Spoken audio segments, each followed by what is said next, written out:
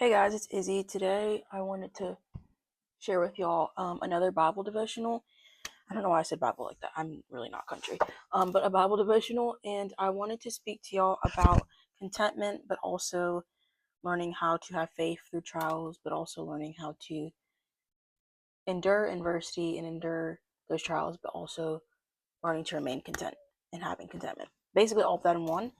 Um, but I wanted to speak to y'all about Job and just kind of using him as an example, and then just going through scripture and showing how he had all of these things, but we see how those were also taken away from him. So I want to just talk about that today. So in chapter 1 of Job, it just starts off by saying that he was a man in the country of Oz, I think that's what it's called, and that he was a man of complete integrity. He feared God and he turned away from evil. And we see how he had many sons and daughters. He had a lot of possessions of different things, over different things, a lot of animals, a lot of servants. He just was very wealthy, and he was the greatest man among all the people of the East. So that's chapter 1.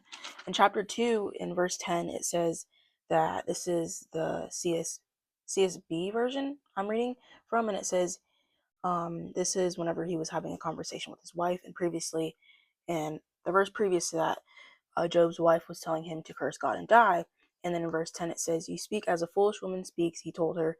"Should we accept only good from God and not adversity?" And it says, throughout all this, Job did not sin in what he said.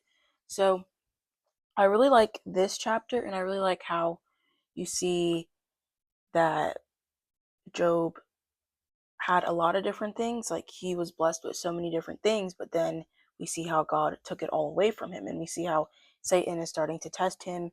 And throughout all the test, we see that Job isn't cursing God, and that he's remaining content. That's kind of how the word contentment comes into play.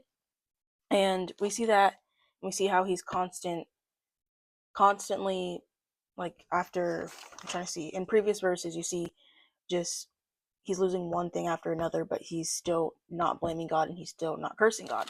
So I'm going to read Philippians 4:12-13 and kind of try to tie in that contentment a little bit more, and just kind of tie in more of how you can endure trials, but also remain faithful.